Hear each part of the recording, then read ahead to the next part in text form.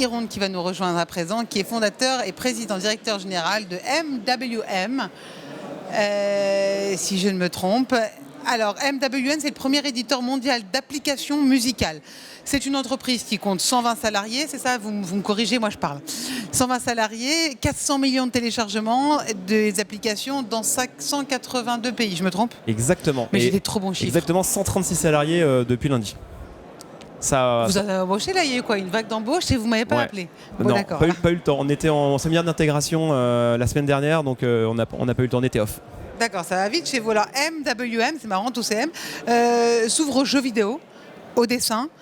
Comment est-ce que votre expertise dans les applications musicales vous aide finalement à aller à la conquête de nouveaux marchés? Alors en gros, effectivement, à la base, on a créé un éditeur d'applications musicales, enfin un éditeur d'applications pour les DJ, puis musical. On a acquis un savoir-faire en développement. Donc on a embauché beaucoup d'ingénieurs dans le domaine de l'audio, du machine learning, du développement mobile, donc iOS, Android, Unity, etc. Donc on a acquis un socle technique de développement très fort. Vous avez fait pour ça, vous avez travaillé avec des ingénieurs, j'imagine? On a embauché beaucoup d'ingénieurs, on les a aussi formés dans la société. Et en fait, cette plateforme technique qu'on a développée nous a permis après de se dire, en fait, si on fait des apps pour le DJ, on peut faire des apps pour la musique. Si on fait des apps pour la musique, on peut faire des apps dans le domaine de la créativité. Et en fait, on s'est juste dit jusqu'où ça peut aller, testons les limites de notre savoir-faire. Et pour le moment, ça se passe plutôt bien. Et quelle stratégie vous avez pour justement vous différencier de tout ce qui est concurrentiel? Surtout le jeu vidéo, c'est extrêmement concurrentiel. Ouais. Alors en fait, aujourd'hui, c'est quoi votre plus? Aujourd'hui, en fait, on a un élément différenciant, c'est que le catalogue d'applications qu'on développe, on veut qu'il ait un sens. Et nous, ce qu'on cherche, c'est à développer la créativité de nos utilisateurs. Donc nous, on n'est pas en train de proposer, comme du Netflix, des choses où vous allez en fait juste être passif et on va dire ingérer et regarder des contenus.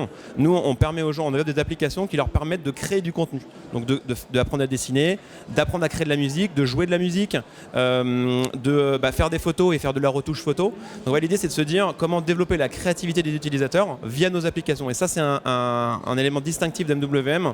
On est le seul éditeur au monde dans le domaine du grand public à développer des applications à but créatif, développer la créativité des grands publics, d'où ce que je disais tout à l'heure, le Adobe du grand public, c'est vraiment la suite d'applications qui permet de la musique jusqu'au dessin d'aller développer sa créativité. Justement, avec ce côté appartenance. Alors vous avez ouvert une filiale maintenant à Hong Kong, c'est ça? Exactement. Pas mal, l'internationalisation, c'est votre nouveau défi? Donc en fait, on ouvre le catalogue. On ouvre le catalogue, on fait des nouvelles applications, on adresse de nouveaux marchés, notamment la Chine, qui est un marché aujourd'hui qui est extrêmement dur à atteindre. Ça fait 1 an et demi qu'on est dessus, clairement on se casse les dents, c'est très très compliqué, contraintes techniques, contraintes légales. On a ouvert une filiale à Hong Kong pour pouvoir en fait se rapprocher en fait des entités chinoises, notamment pour faire de l'acquisition d'utilisateurs, pour monétiser, pour mettre des publicités dans nos applications, pour pouvoir facturer nos clients chinois. Donc on a créé en fait une entité là-bas avec des salariés sur place dans le but d'accélérer le développement en Chine qui aujourd'hui n'est que 1% de notre audience. 1% en Chine, alors qu'aux États-Unis on est quasiment à 30%. Ah ouais, donc il y a quand même... Mais vous vous accrochez quand même, l'Asie, vous y comptez? En fait, il y a plus d'1,5 milliard de clients qui sont ultra connectés avec des OS Android ou Apple.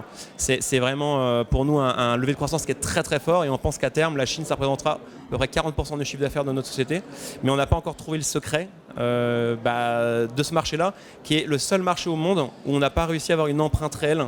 Parce qu'on est au Japon, on est en Corée du Sud, on est partout, 180 pays. Et la Chine, en fait, c'est vraiment notre bête noire pour le moment. Et donc, on s'accroche, on y croit, quoi. Une belle conquête en perspective. Merci beaucoup. Merci Jean-Baptiste Hironde, donc fondateur et président directeur général de MWM Platform. Merci. Pas plateforme, pardon. C'est mieux que ça. C'est éditeur mondial d'applications musicales.